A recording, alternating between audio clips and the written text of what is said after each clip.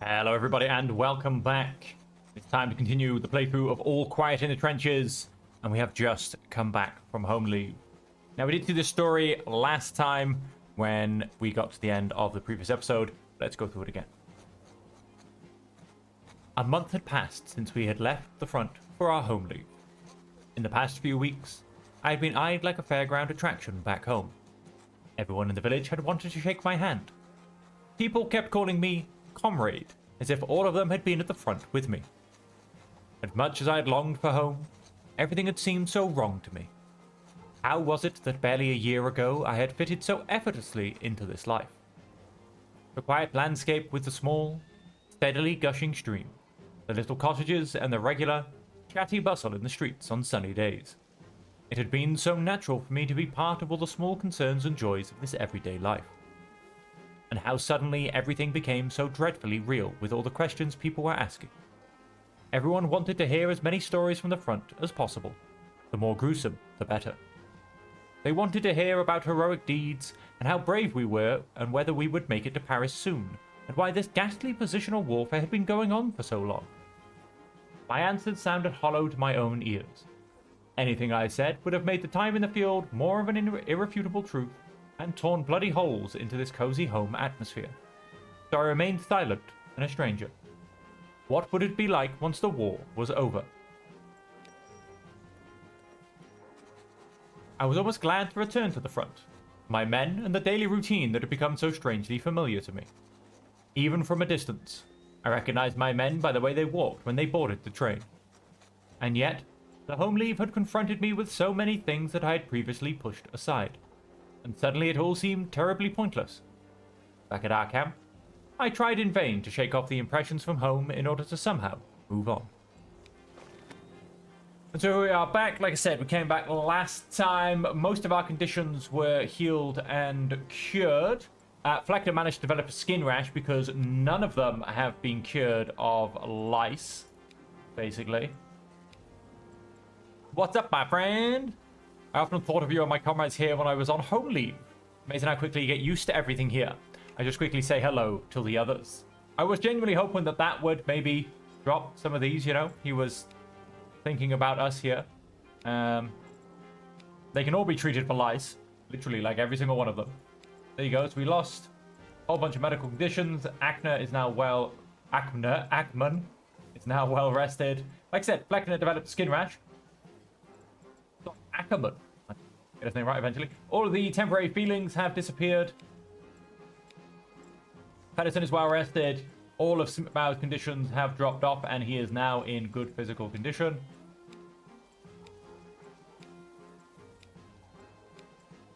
A few other people changed to excellent physical condition. Again, temporary points disappearing.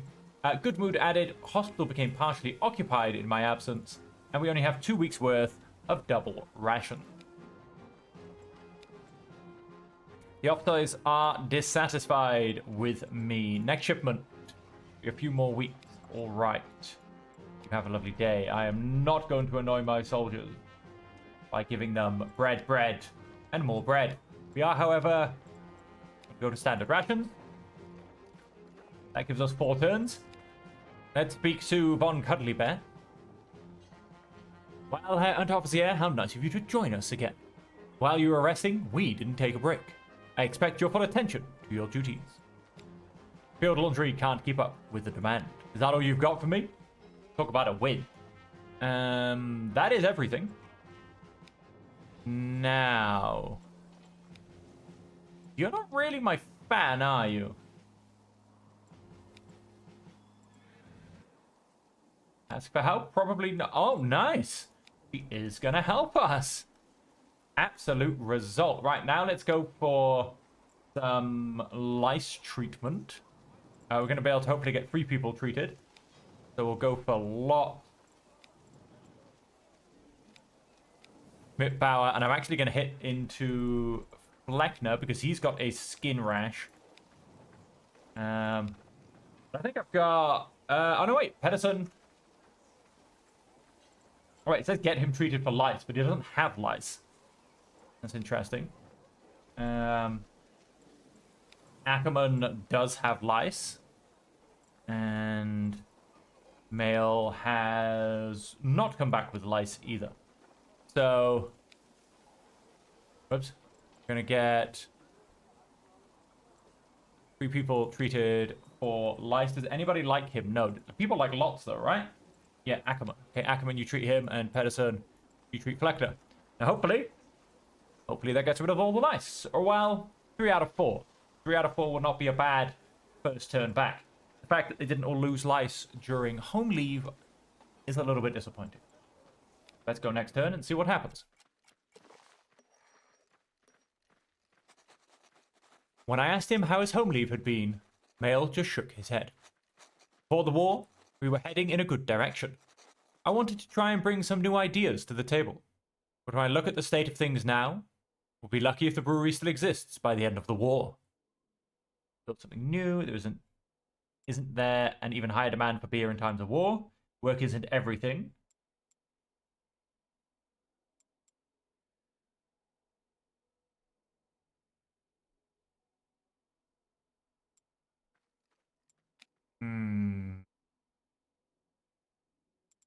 He is somewhat patriotic.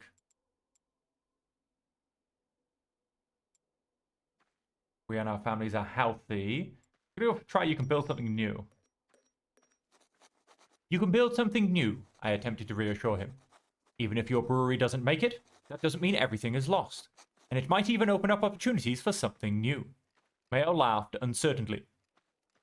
It's hard to see it that way, but maybe you're right, and I shouldn't get too caught up in dark thoughts. Ooh. Please tell me I've improved his mood. Several trucks carrying supplies had arrived earlier that afternoon. The soldiers curiously gathered around the motorized vehicles. Trucks were a rare sight here at the front, but we were told that they would now occasionally replace the long-established horse-drawn carts. Schmidtbau was in the process of explaining the exact type of vehicle and its advantages and disadvantages to some of his comrades when Hennick, in his pragmatic manner, ordered the group of soldiers surrounding the trucks to help him unload them. The cargo also caused quite a stir among the men. Boxes full of the new steel helmets lay there, matte and grey. When they thought no one was watching, some of my men started pulling them out of the boxes. My mother could make a great soup in something like this, commented Lotz on the headgear. Your mother makes soup in these pisspots? Fleckner quipped. I will let them have their fun. May ruined my mood with Hennick. They would discover the seriousness of the new equipment soon enough. When Hennick caught them, however, he got them moving. When we sat together later that day, all we talked about were the new helmets. Schmidtbauer knew a surprising amount of details about them and contributed to a lively discussion. I really hoped that these new helmets would offer my men better protection than the old Pickelhauben, which were mostly made of felt or leather. Okay, let us see how we've done. Oh, we developed a friendship between Pedersen and Fleckner. Good, good. Good weather. Take that away. Bauer is now well rested. Pedersen has improved his condition, but Lotz and Fleckner have worsened their condition. Lotz and Fleckner, however, did remove their lice. I'm assuming then that we still have somebody who did not. Relieved added, grateful added, belonging added. Sunny added, excellent mood, 3 weeks worth of rations, and well rested for Schmidtbauer. So we will still have Schmidtbauer, I can only assume. We got rid of his skin rash, which is good. And I believe it was Ackerman as well, who also still have lice. A beautiful sunny day to you, Sir von Karsbrook, Cuddly Bear. Sir. We'll soon be relieving our comrades in the trenches. Herr Officer, your group was assigned a spot at the delousing station. Seize the opportunity, you won't get another one for a while.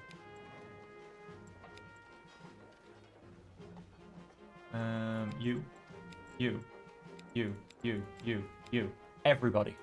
Just send everybody. Why not? I didn't realize you could send as many people as you wanted. One of you was very helpful to point out about the delousing station in the comments.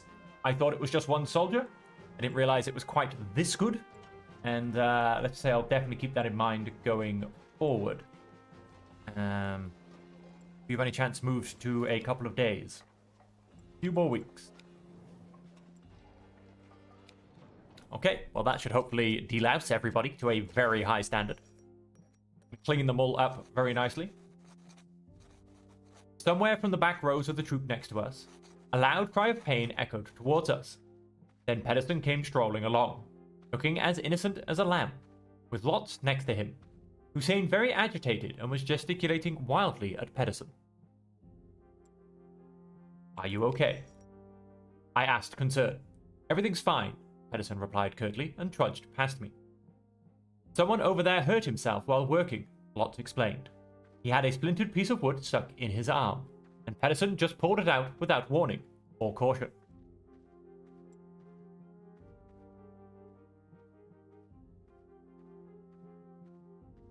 The man should go to Elizabeth, I blurted out, but Lotz calmed me down.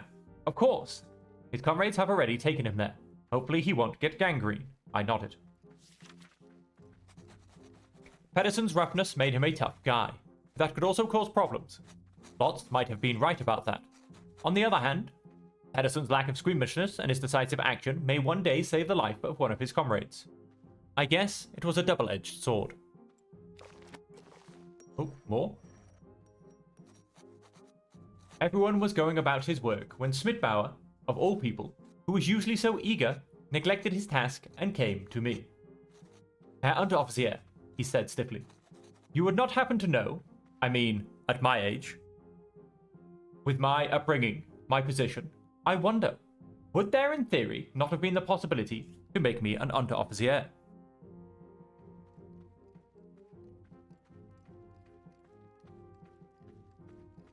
He really deserved a better position. I looked at Schmidbauer thoughtfully. You'd make a good Unteroffizier, I then said. You've already proven that sufficiently here. I wasn't told anything about that, though. I'm sorry. Schmidbauer was embarrassed. I would just like to know, he continued to stammer.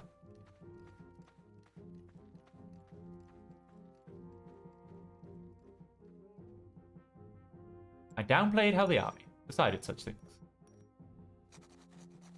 The army leadership is very fickle in this respect. There are the strangest stories. I was waving it off. Schmidbauer immediately raised an eyebrow dismissively. In no case do you have to take it personally, I continued. But I had the impression that I couldn't really reach him anymore. He just nodded politely before getting back to work.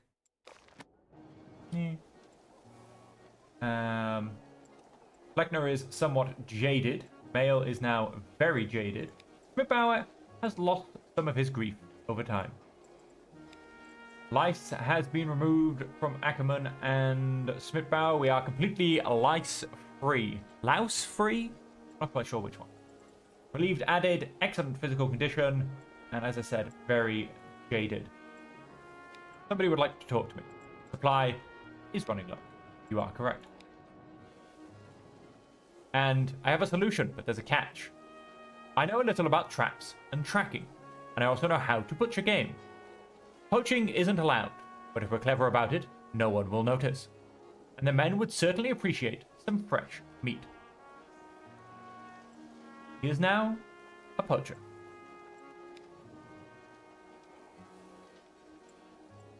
We are going to the trenches in 2 turns. We have a few prisoners of war in camp that need guarding until they can be moved to a prison. Till then, they are my responsibility.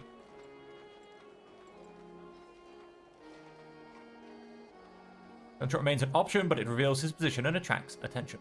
Anyone caught poaching will get into trouble if successfully cuts up the animal and hauls it back to camp, where it can be prepared. He's still got his skin rack. I am going to, once again, Mr. Fleckner, get him treated for lice. You can have Pedersen help you. Guarding the captives, thieves. 2 people who will work completely by the book, I hope. Mail has already talked to me, Herr Unteroffizier.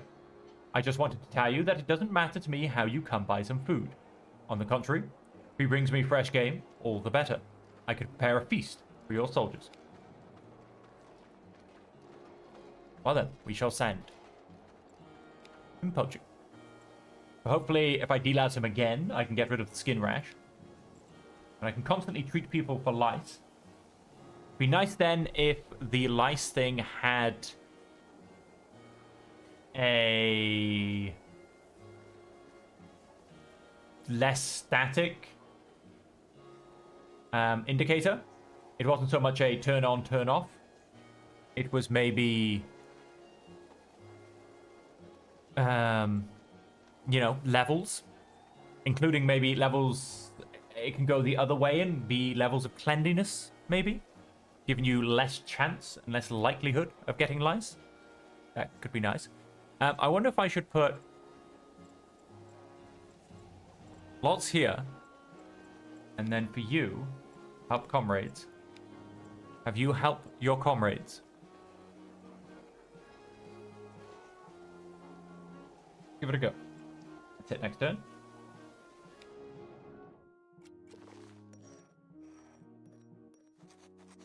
The men wrote letters. Many struggled, as they always did. They stared off into the distance, lost, searching for the right words. How could they tell the people back home about this place? It seemed impossible. Only Lots filled page after page without looking up in between. He seemed full of vigor, as he had generally been lately. I stopped next to him on my rounds.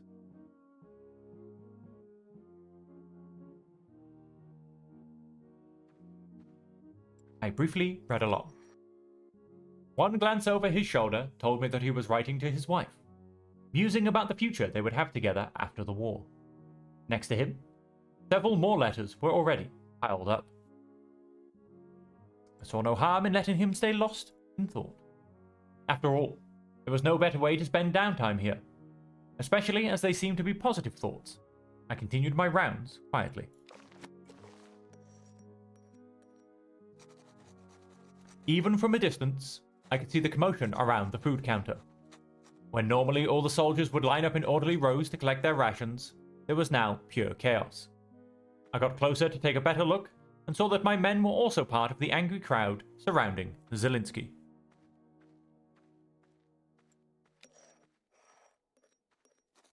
What's going on here?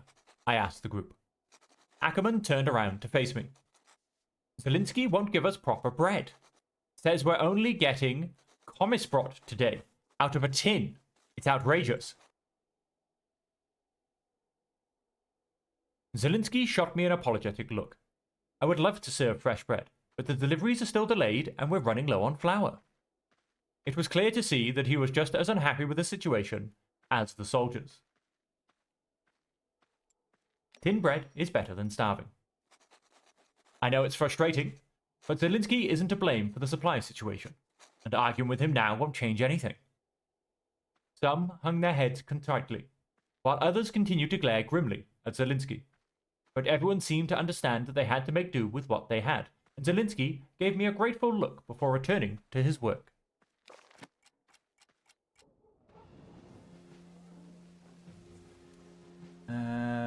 Nice, we got rid of the skin rash. Serves me just fine. Unsuccessful? Managed to catch a few rabbits for us. The boys will be delighted. Very nice. Very nice indeed. Very nice. Up to 3 turns worth of rations instead of 1. Love those numbers. Disappointed and upset removed. Upset added, but then removed straight away. That's interesting. Disappointed added, then removed straight away. Very interesting. Grateful added, belonging removed. All a very strange turn of events.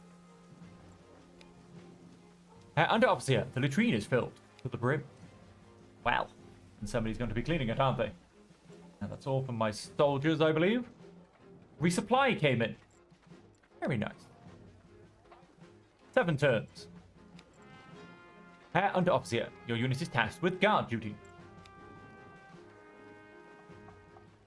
Okay, we're in pretty good condition. We're going to the trenches next turn, which could very much turn things around. Now, the hospital is partially occupied. Let's earn a couple brownie points. Because, oh, wait, what? Wait, what? Did I turn down offering help? Oh, I do. I should pay attention to what I click a little bit more. Guard duty. Can make a difference. Let's go for Lots and a friend of Lots. Green fatigue. About.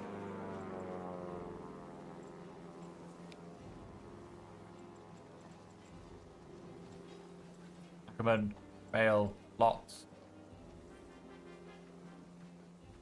Not mine. Fleckner. Grant a reward. A reward? I am pleased to hear that you have satisfied my efforts, under officer. Bigger ration. It is very generous of you. Yes, it is. Relief removed. Resentful added. Larger rations added. Wow. Really? By giving one man larger rations, I've lost 2 weeks worth of food? Seems a bit much. Well, we'll deal with that, I suppose. That's... I mean, come on. I'm giving one person a bigger portion? I mean, that's like half a squad's worth of double rations. Next turn. Lying waste of paper, Fleckner grumbled through the camp. The field newspaper landed on the table in front of him with a big bang.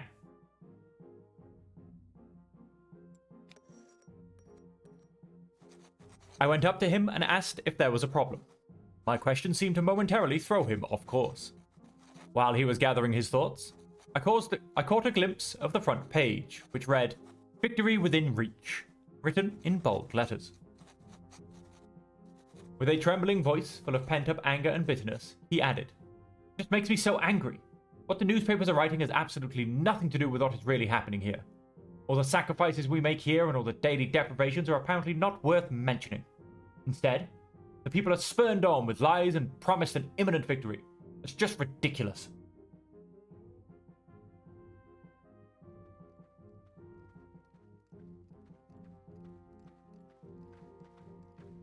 I'm going to agree with him.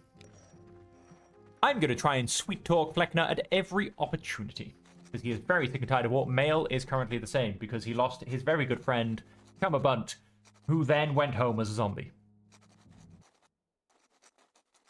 I nodded slowly as Fleckner spoke. "You're right," I finally said. "The newspapers are supposed to give us hope, so they write about glorious victories and heroic deeds. But in doing so, they often twist the truth, and that can feel like mockery to us." Fleckner's face relaxed a little, surprised by my agreement. "Exactly," he huffed with satisfaction. Our conversation seemed to have been a good outlet for him, because he appeared almost content when I turned to leave.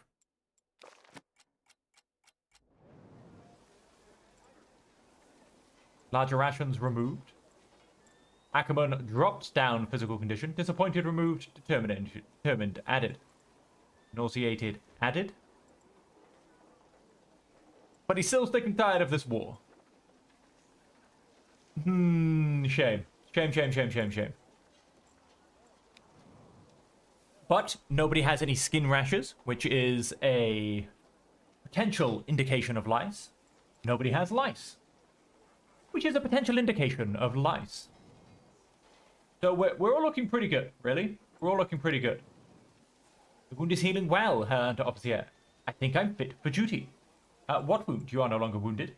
You are one of my best soldiers. How dare you attempt to pretend to be wounded? Time to go back to those trenches. Have your people ready. Now, of course, we have gotten into 1916. We're getting further into the war. And so I don't believe Verdun is happening because we should have a story moment about that. But as we get further into the war, we are more and more likely to have extended time in the trenches, due to the fact there are less and less soldiers to help keep the rotation going. So maybe this turn in the trenches will last longer than the standard 10 or 11 days and maybe get doubled. Who knows? We will find out in the next episode. We are going to leave the episode there. A little bit shorter than a couple of the recent ones have been. With the trench phase coming up, which will put me a little bit longer, potentially even going into a battle. We will focus on that next episode. I think we've had a very, very good post-leave camp phase. Things are looking good. Morale is certainly a lot better. I am not so afraid of being bayoneted in the back. And we also do have a little bit of prestige. Do a little bit with, not too much, because of course, you know, we don't want to push it down too far, but we have a little bit of what I shall say is emergency prestige if we need it. So let's go ahead and go to the next level just so the game can then save. And with that, ladies and gentlemen, thank you all so much for joining me once again for All Quiet in the Trenches. I hope you are continuing to enjoy the series and you very much enjoyed the episode.